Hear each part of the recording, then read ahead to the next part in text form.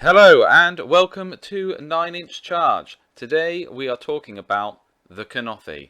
Who are they? What do we know so far? What can we expect from a future release? And who is KÜRNOTH? As ever, if you enjoy this video, please give it a like. And if you would like to see more content like this in the future, please subscribe. Worshippers of the god of the hunt and fallen ally of Alarielle, the goddess of life. They are beings both wild and fey, spiritual avatars of nature in its most primal and aggressive state. Yet nobility tempers their savagery. They prey solely upon the bringers of ruin who desecrate the natural order, mercilessly hounding the footsteps of their foes and cutting them down to remove their taint from the mortal realms.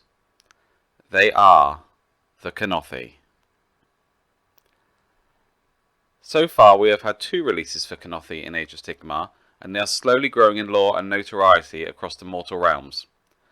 Firstly, we've had SKAETH'S Wild Hunt, an Underworlds warband, and secondly, QULATHIS the Exile for Warhammer Quest Cursed City. Now before we go into these releases, let's firstly ask the question, who is KÜRNOTH? The Sylvaneth battle tome tells us that KÜRNOTH was a hunter god that represented nature's wildness and hunger and was one of the survivors of the world that was. Now this really strongly suggests that KÜRNOTH is Orion, the god king of the forest who ruled alongside Alarielle in the world that was.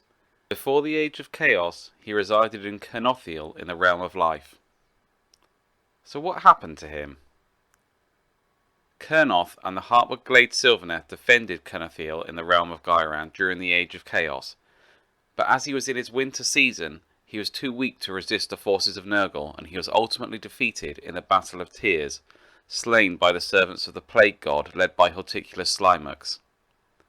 His spear and what remained of his body were rescued by his forces as they escaped. They were slowly reduced until only a single Dryad managed to return to Alarielle with his remains. Within the ranks of the Sylvaneth, there are powerful hunters that bear his name. The KÜRNOTH hunters are the living embodiment of KÜRNOTH's wrath and power. Their creation was a result of Alarielle's awakening in her war aspect during the season of war. Other Sylvaneth are often wary of the KÜRNOTH hunters because they have elevated their worship of KÜRNOTH to that of Alarielle herself. So, let's ask the question, will KÜRNOTH return? Alarielle has previously revived a character from the old world in the form of Dryka, whose soul pod she planted in the war against Chaos. When it burst forth, we had this incredibly powerful and warlike aspect of Dryka. In the novel Dark Harvest by Josh Reynolds, spoiler alert, Alarielle gains a seed that would become KÜRNOTH, so let's wait and see what he grows into. That brings us up to where KÜRNOTH is in the lore at this time. So now let's turn our attention to the models that have been released for Kunothi. First up is SKAETH'S Wild Hunt. SKAETH and his warband have entered the depths of the Beastgrave with what they believe is their most important ever hunt. They seek to track down those beings infected by the immortality of the Cataphrane curse and slay them to ensure they do not spread their corruption further. Alarielle has personally sent them visions of the horrors that will transpire should the curse break free from the mountain and spread into the wider realms. And to that end, SKAETH has vowed upon the spear of KÜRNOTH itself that he and his companions shall not let this vision come to pass, even if that leaves them trapped in an eternal battle to quarantine the Beastgrave forevermore. Beyond this, SKAETH harbours a secret hope that his warband can fight their way to the very heart of the Beastgrave, and that they may slay the mountain itself. In the realm of Ghyran, there is a strange annex called the Ingala Weald, once known only to the Sylvaneth. Then the Soulblight came. QULATHIS and her kin fought a savage guerrilla war against the vampire invaders, but they could not match the brute strength and resilience of their undead foes. QULATHIS' clan lost hope and withdrew, seeking to restart their lives elsewhere. QULATHIS, however, refused to give up and vowed to bring true death to the vampires, even though her elders expressly forbade it. With her blade and her bow she made her way to Ulfenkarn to seek her revenge. Before leaving, she took an arm-thick splinter of the oak of ages past, the tree sacred to all elven kind. QULATHIS fashioned it into many magical arrows, the better to slay the undead monstrosities that haunt the streets of Ulfenkarn. So, what should we expect to see in the future for the Kunothi? We know that there are hidden glaives in which they live in the realm of life. We know that Alarielle is actively using them to further her own purposes in the mortal realms. And we know that Orion could make a comeback in the form of KURNOTH. We've seen a pattern of Underworlds warbands becoming fully fledged releases for Age of Sigmar, and I think that is what we're going to see here, and I think it's what we all want to see here.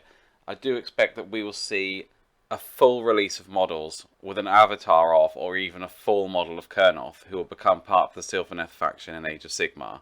The reason I think there'll be a Sylvaneth release is twofold. Firstly, QULATHIS the Exile has been given the Sylvaneth keyword in her Age of Sigmar War Scroll.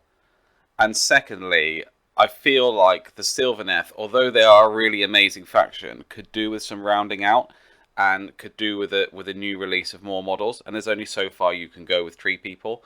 And it would be great to see the other creatures and inhabitants of the realm of life.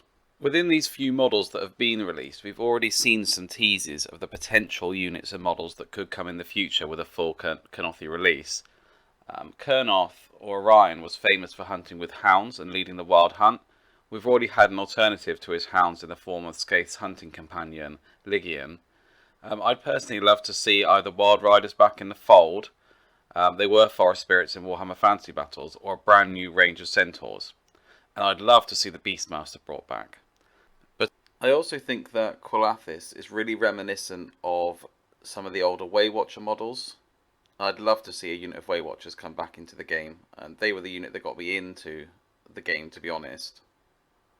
These are just some ideas on what has the potential to be a really incredible new release for Age of Sigmar.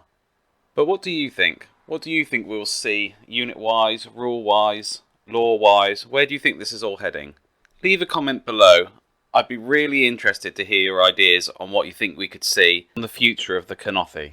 The more information that we can get about this and the more ideas we can share, the better. I think for me, this is, a day one purchase. As soon as this comes out, I'm going to drop everything I'm doing. I mean, I was joking with a friend the other day. I'm painting Stormcast Eternals at the moment, and when Kragnos was teased, I was like, I kind of hope this isn't Kunothi, because I'm quite enjoying being in the middle of painting my Stormcast. I don't want to have to just leave them, and I will. I think that's enough for now. Thank you very much for watching. See you next time.